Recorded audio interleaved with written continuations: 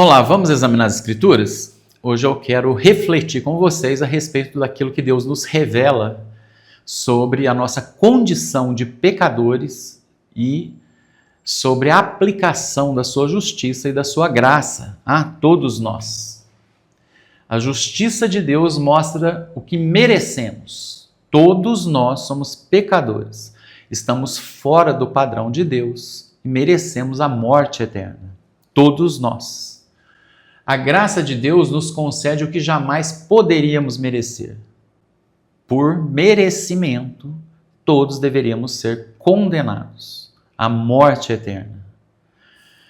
Então não conseguimos nos salvar ou sermos salvos por nossas ações, por nossas boas obras, por nossos méritos. E agora nós vamos ler o texto de Romanos capítulo 9, versículo 8. Até o versículo 26. Então, Romanos, capítulo 9, versículo 28 a 26, nos diz o seguinte: noutras palavras, não são os filhos naturais que são filhos de Deus, mas os filhos da promessa é que são considerados descendência de Abraão. Logo, Abraão teve 2 filhos, Isaque e Ismael. Os filhos da promessa vêm de Isaque, não de Ismael. A linhagem de Isaque são os filhos da promessa. Não são, portanto, os filhos naturais, são os filhos da promessa, filhos naturais de Abraão. Não são todos os filhos que são filhos da promessa. Não são os filhos naturais, mas os filhos da promessa que são considerados descendências de Abraão ou filhos de Deus. Pois foi assim que a promessa foi feita: no tempo devido virei novamente e Sara terá um filho. E esse não foi o único caso. Também os filhos de Rebeca tiveram o mesmo pai, nosso pai Isaque. Todavia, antes que os gêmeos nascessem ou fizessem qualquer coisa boa ou má, a fim de que o propósito de Deus, conforme a eleição, permanecesse, não por obras, mas por aquele que chama, foi dito a ela: o mais velho servirá ao mais novo. Como está escrito: amei Jacó, mas rejeitei a Esaú. O propósito de Deus foi com um dos filhos, não com ambos. O mais moço servirá ao mais velho. Apesar de serem gêmeos, aquele que nasceu primeiro seria o mais velho, e o mais moço que nasceu em segundo lugar.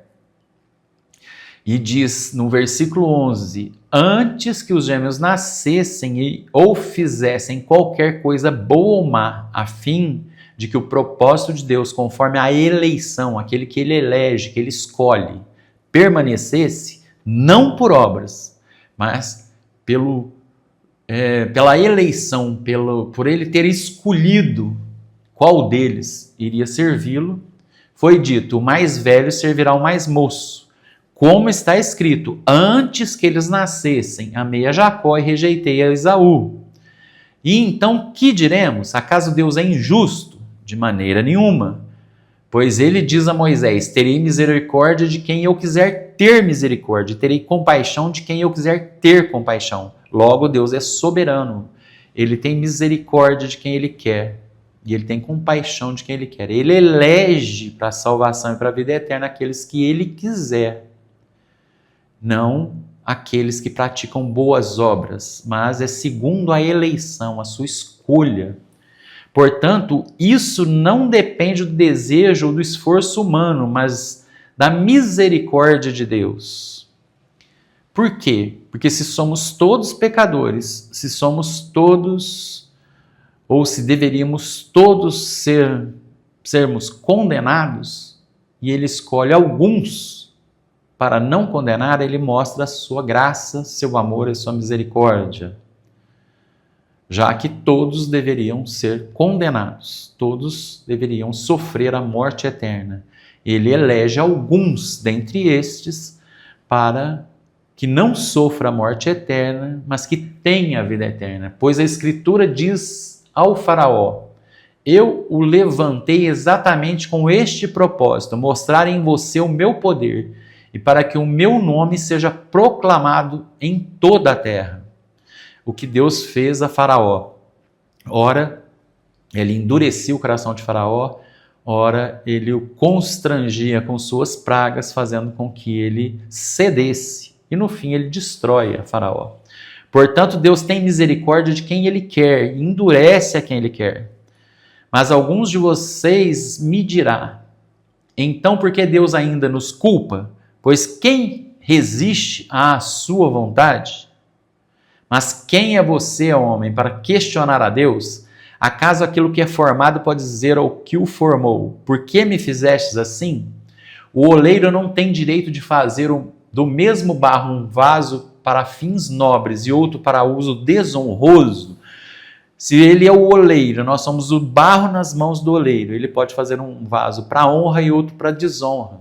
Ele pode fazer um e elegê-lo para não destruição e não eleger o outro para destruição.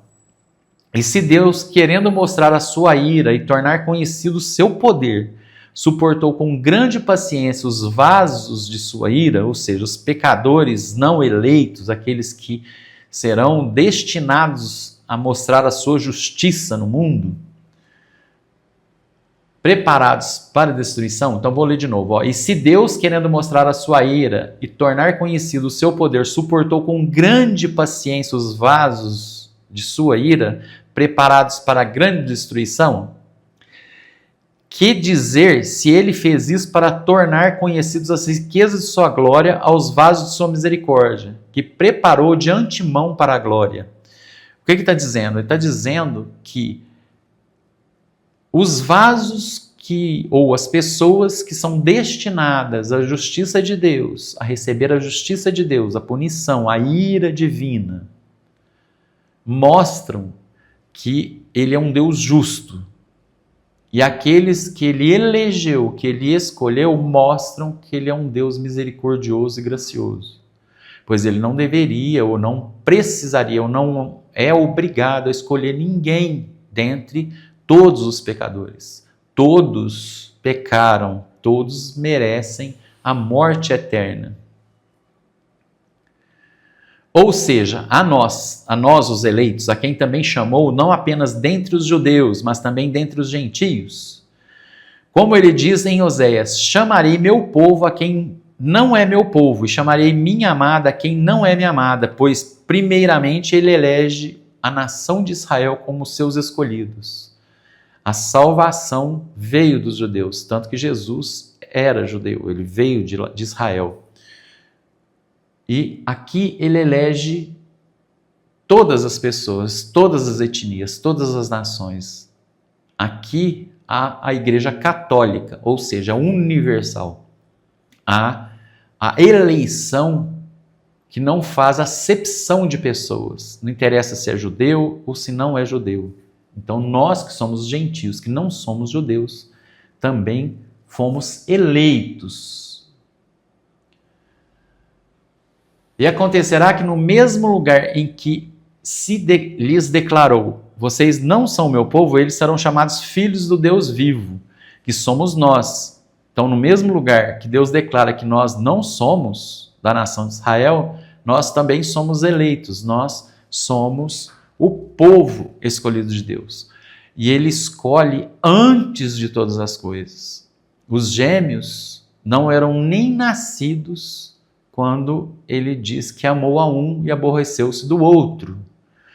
Vamos exemplificar. Você tem uma grande piscina e você tem alguns insetos que por conta própria caíram dentro dessa piscina. Se você olha e os insetos estão se debatendo lá, você fala assim: bom, eu vou pegar uma redinha aqui e vou resgatar esse besorrinho aqui. Resgata, ou seja, redime. O que é redenção? É resgate. É você pegar com a mão na água, o bichinho está aqui, você vai e joga do lado, ele sai voando. Tem outro aqui, você redime ele. Pega, solta e ele voa. Sem a sua redenção, sem o seu resgate, sem a sua intervenção, ele morreria, não teria como ele sobreviver. Você tem a obrigação de resgatá-lo? Foi você que jogou o inseto na piscina, na água? Não. Ele foi voando por conta própria e caiu lá. Agora vamos exemplificar da seguinte maneira: a água é o pecado. Os insetos somos nós. Nós, com as nossas próprias pernas, nos atolamos até o pescoço no pecado. Estamos lá nos debatendo, querendo sair. Só que nós não temos a capacidade de sairmos sozinhos. Aí Deus vem, olha aquele monte de gente, pecador, enlameado de pecado, e resolve que ele vai salvar ou redimir alguns. Eu vou escolher esse, e ele escolhe por obras, porque a pessoa é melhor do que a outra? Não. Todos são igualmente pecadores. Todos são ímpios. Todos merecem a morte eterna. Para mostrar a sua graça, seu amor, a sua misericórdia, ele resgata alguns, ele elege alguns para a salvação. Ele não está sendo injusto com os outros, pois todos mereciam a condenação. Ele está usando de bondade e graça para com alguns, não sendo injusto para com os outros. Isso mostra a justiça de Deus, isso mostra o amor de Deus, a graça e a misericórdia de Deus. Mostra que o pecado, ele é terrível, que ele é um Deus santo, justo, verdadeiro, e que ele castiga o mal, que ele abomina tudo que não é santo, tudo que é pecador, tudo aquilo que erra o alvo, que se desvia da lei divina. Pecado é a transgressão da lei. Deus nos deu a lei, ou as suas leis, e nós transgredimos. Não adianta nós cumprirmos parte da lei, pois quem não mata, mas adultera, é transgressor da lei da mesma maneira. Logo, se eu quebro um dos mandamentos divinos, eu sou transgressor da lei. Pode ser que eu não mate alguém, mas pode ser que no coração também eu assassine. Pode ser que eu não roube alguém, mas pode ser que eu seja egoísta. Pode ser que eu não minta, mas eu posso tentar levar vantagem em inúmeras coisas. Logo, se eu não mato, mas eu roubo, eu sou transgressor da lei. Ou se eu não roubo, mas eu mato, eu também sou transgressor da lei. O que interessa é que pecado é a transgressão da lei. Se você peca de alguma forma, qualquer tipo de pecado, você é transgressor da lei e você é pecador. Você está errando o alvo. Ratá, na língua original. Errar o alvo. O que acontece? Essa redenção, esse resgate, enfiar a mão na água, tirar a gente do meio do pecado. Então, enfia a mão numa piscina de pecado. Resgata um ou outro pecador, coloca aqui. Ok, esse terá a vida eterna, os outros não. Não é injustiça para com ninguém, mas é misericórdia para aquele que ele redimiu, para aquele que ele resgatou. As pessoas não serão punidas, não serão castigadas, não terão a morte eterna por rejeitar a Deus, mas serão condenadas porque são pecadores, são transgressores das leis de Deus. Todos nós somos transgressores. Se Deus usa de graça, graça mesmo, não tem pagamento, porque se é de graça não tem pagamento. Essa coisa de eu recebi uma graça, vou subir a escada da Basílica de Aparecida de joelho, isso é uma idiotice, isso é uma tolice, é uma sandice. Por quê? Porque se é graça não tem pagamento. Se tiver pagamento, significa que você fez um trabalho e que você está recebendo um salário. Se é salário, não é graça. Se é graça, não é salário. Então, a salvação é por graça, de graça. Para nós não custou nada, mas para Deus custou tudo, pois custou o seu Filho único. Pois Deus amou o mundo de tal maneira que deu o seu Filho unigênito, para que todo aquele que nele crê não pereça, mas tenha a vida eterna.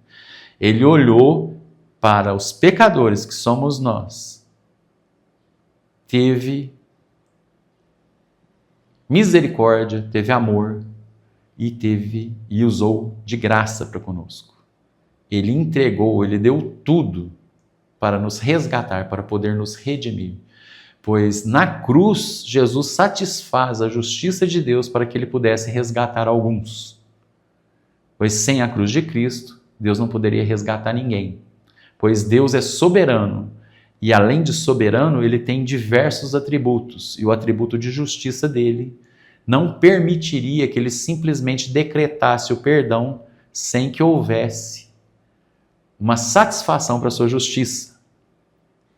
Não podemos pensar que Deus pode tudo. Deus não pode inúmeras coisas. Uma das infinitas coisas que ele não poderia, uma das finitas coisas que ele não poderia, era salvar a humanidade sem a cruz de Cristo. Se ele pudesse nos salvar sem matar seu próprio filho, sem sacrificar seu próprio filho, certamente ele teria feito. Só que não existia outra opção. A única opção para salvar a humanidade era o seu próprio filho derramar o seu sangue para nos resgatar, nos redimir e nos salvar. Glória a Deus que nos mostra o seu grande amor e que nos mostra e demonstra a nós que Ele é um Deus santo, um Deus justo e um Deus verdadeiro.